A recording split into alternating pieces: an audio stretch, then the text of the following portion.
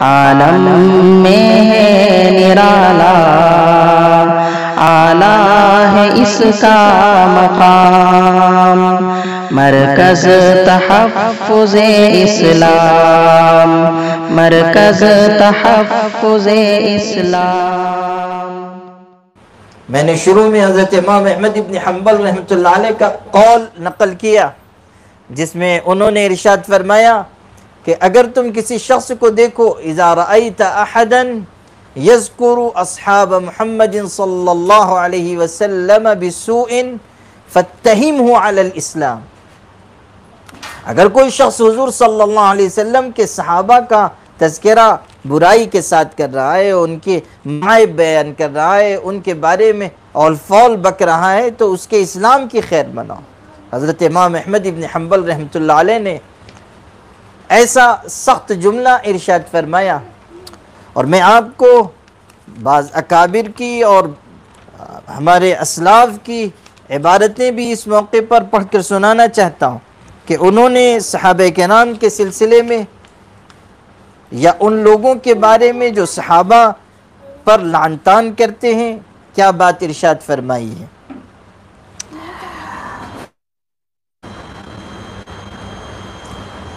حضرت عبداللہ ابن عباس رضی اللہ تعالیٰ عنہ بیان فرماتے ہیں، یہ لالکائی رحمۃ اللہ علیہ نے، ہبت اللہ لالکائی رحمۃ اللہ علیہ نے اپنی کتاب شرح اصول اعتقاد اہل السنہ میں نقل فرمایا ہے۔ حضرت عبداللہ ابن عباس کا قول ہے، لا تسبوا اصحاب محمد، حضور صلی اللہ علیہ وسلم کے صحابہ کو برا بھلا نہ کہو، فإن اللہ عز وجل امرنا بالاستغفار لهم وهو يعلم انهم سيقتتلون، اس لیے کہ اللہ تعالیٰ نے ہمیں ان کے لیے دعائے مغفرت کا حکم دیا ہے، حالانکہ وہ جانتا تھا کہ ان کا آپس میں جھگڑا ہوگا، ان کے آپس میں اختلافات ہوں گے، اللہ کے علم میں تھا، اس کے باوجود اللہ نے ہمیں یہ حکم دیا ہے۔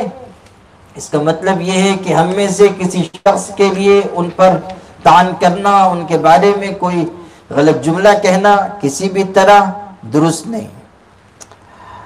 امام ابو زرعہ رازی رحمۃ اللہ علیہ جو مشہور محدث ہیں، ارشاد فرماتے ہیں، اذا رأیت الرجل ينتقص احدا من اصحاب رسول اللہ صلی اللہ علیہ وسلم فاعلم انه زندیق، ارشاد فرماتے ہیں کہ جب تم کسی کو دیکھو کہ وہ حضور کے کسی صحابی کی برائی بیان کرنا ہے تو جان لو کہ وہ زندیق ہے، زندیق ہے۔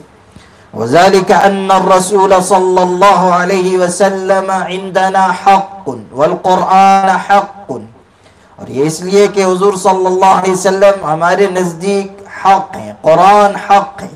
وَإِنَّمَا أَدَّى إِلَيْنَا هَذَا الْقُرْآنَ وَالسُّنَنَ أَصْحَابُ رَسُولِ اللَّهِ صلی اللہ علیہ وسلم، اور قرآن اور سنت ہم تک اگر پہنچے ہیں تو یہ حضور صلی اللہ علیہ وسلم کے صحابہ کے ذریعے پہنچے۔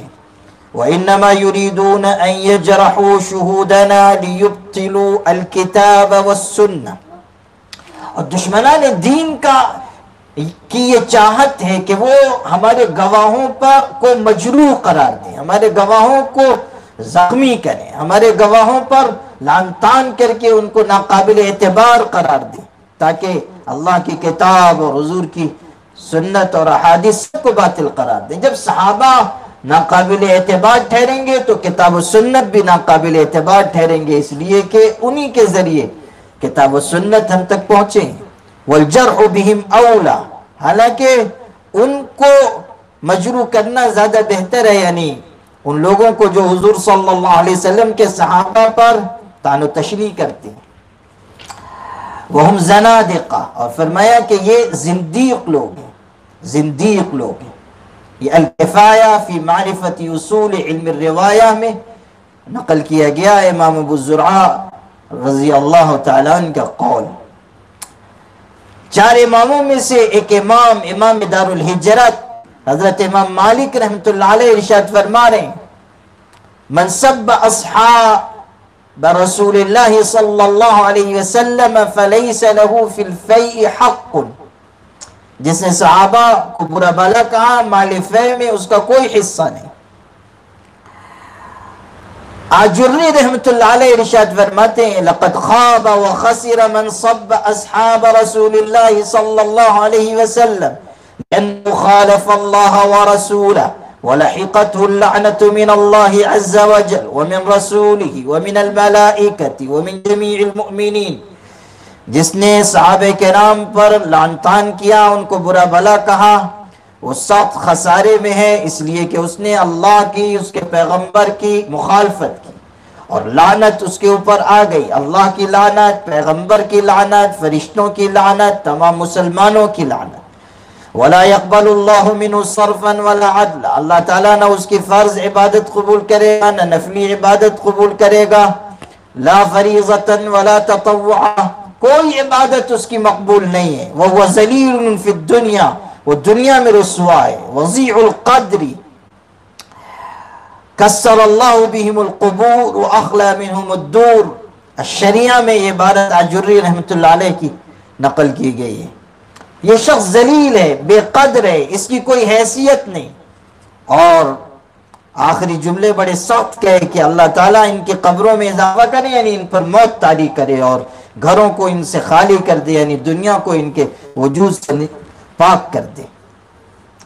حضرت عمر ابن عبدالعزیز رحمت اللہ علیہ، جن کو خلیفہ راشد کہا گیا، عمر ثانی کہا گیا، وہ تو اتنی خوبصورت بات ارشاد فرماتے تھے جو آب زر سے لکھے جانے کے لائق ہے۔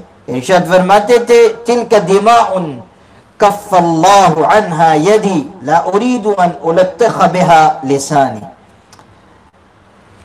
صحابہ کرام کے خون سے اللہ تعالیٰ نے ہمارے ہاتھوں کو پاک رکھا، یعنی ہمیں اس اختلاف میں اللہ تعالیٰ نے نہیں ڈالا۔ تو اب بہتر یہی ہے کہ ہم اپنی زبان کو بھی ان کی عزت و حرمت کے سلسلے میں آلودہ نہ کریں۔ اللہ تعالیٰ نے ہمارے ہاتھ ان کے خون سے محفوظ رکھے، زبان بھی ہم محفوظ رکھیں۔ کوئی جملہ ان کے بارے میں ایسا نہ کہیں کہ جس سے ان کی تنقیص ہوتی ہے۔ جو صحابہ کرام کی تنقیص کرے گا وہ ایسا ہے گویا کہ وہ حضور صلی اللہ علیہ وسلم پر اعتراض کر رہا ہے، اس لیے کہ صحابہ تو حضور کے تربیت یافتہ ہیں۔ اگر ان پر کوئی انگلی اٹھا رہا ہے تو گویا کہ وہ حضور کی تربیت پر انگلی اٹھا رہا ہے، کہ آپ کی تربیت العیاذ باللہ 100 مرتبہ العیاذ باللہ غلط ہے یا کمزور ہے۔ حضور صلی اللہ علیہ وسلم سے بڑھ کر مربی کون ہوگا؟ آپ صلی اللہ علیہ وسلم سے بڑھ کر اخلاق کا تزکیہ کرنے والا کون ہوگا؟ آپ سے بڑھ کر شرافت، مروت، انسانیت سکھانے والا اور کون ہوگا؟ آپ صلی اللہ علیہ وسلم سے بڑھ کر تعلیم و تربیت کے اصول جاننے والا، ان کو برتنے والا کون ہوگا؟ تو یہ ائمہ دین کے اقوال ہیں ان لوگوں کے بارے میں جو صحابہ کرام پر انگلی اٹھاتے ہیں یا صحابہ کرام کے سلسلے میں لعن طعن کرتے ہیں، اور صحابہ کرام کے بارے میں جن کے دل صاف نہیں ہے۔ اس لیے ہمیں ہمیشہ حضور صلی اللہ علیہ وسلم کے صحابہ کے بارے میں اپنے آپ کو اس روش پر چلانا چاہیے جو ہمارے اکابر کی، ہمارے اسلاف کی، ہمارے بزرگوں کی۔ ایک دو اور اقوال میں نقل کر کے پھر اپنی گفتگو ختم کروں گا۔ امام نووی رحمۃ اللہ علیہ مسلم شریف کے شارح ہیں، وہ ارشاد فرما رہے ہیں وَاعْلَمْ أَنَّ سَبَّ الصَّحَابَةِ رضی اللہ عنہم حرام من فواحش المحرمات۔ جان لو کہ صحابہ کرام کو برا بھلا کہنا بہت ہی بری اور گندی بات ہے، حرام ہے، بہت ہی سخت ترین بات ہے۔ خواہ وہ صحابہ ہی کیوں نہ ہوں جن کے بارے میں یہ باتیں آتی ہیں کہ ان کی آپس میں لڑائی ہوئی، ان کے بارے میں بھی کوئی بات اپنی زبان سے ہم نہیں کہہ سکتے، لِأَنَّهُمْ مُجْتَهِدُونَ فِي تِلْكَ الْحُرُوبِ، اس لیے کہ لڑائی کے بارے میں ان کا اپنا اجتہاد تھا، انہوں نے کوئی ایک راہ کو صحیح سمجھا اور اس پر چلے، ان کا اجتہاد تھا۔ اگر وہ اپنی اس رائے میں غلط بھی تھے تو ہماری یہ مجال نہیں ہونی چاہیے کہ ہم ان کے اوپر زبان کھولیں، ہمارا یہ منصب نہیں ہے۔ ایک بزرگ نے کتنی خوبصورت بات کہی کہ اگر کوئی کتاب ہے، اس پر کوئی انسان دوسری کتاب رکھتا ہے، قرآن مجید ہے رکھا ہوا ہے، اس پر دوسرا قرآن مجید رکھا جا رہا ہے، تو قرآن پاک پر دوسرا قرآن رکھا جا سکتا ہے، لیکن قرآن پر کوئی دوسری کتاب نہیں رکھی جا سکتی۔ یعنی صحابہ آپس میں ایک دوسرے کو اگر کچھ کہہ رہے ہیں یا ان کا آپس میں اختلاف ہو گیا کسی اجتہادی چیز کو لے کر، تو ہمارے لیے گنجائش نہیں ہے کہ ہم ان پر طعن و تشنیع کریں یا ان کا محاکمہ کریں کہ یہ صحیح تھے یہ غلط تھے۔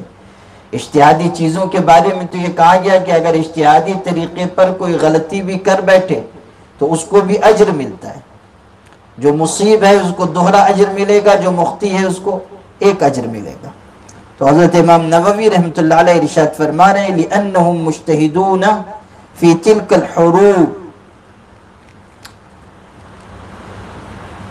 یہ کتاب فضائل الصحابہ میں نقل کیا گیا ہے۔ اسی طرح اور بہت سارے ائمہ دین کے اقوال ہیں جن کے بیان کرنے سے تفصیل ہوگی، حالانکہ میں نے ان کو جمع کیا ہے۔ خلاصہ کلام کے طور پر تمام بھائیوں بہنوں سے یہ بات عرض کرتا ہوں کہ صحابہ کرام ہمارے سروں کے تاج ہیں، اور ان کی عزت و حرمت، ان کا ادب و احترام ہم سب کے لیے سبب سعادت ہے۔ ایک ایک صحابی کے بارے میں ہمارے دل میں حسن ظن ہو اور ہم صحابہ کرام سے ٹوٹ کر محبت کریں اور اسے اپنے لیے سبب نجات خیال کریں۔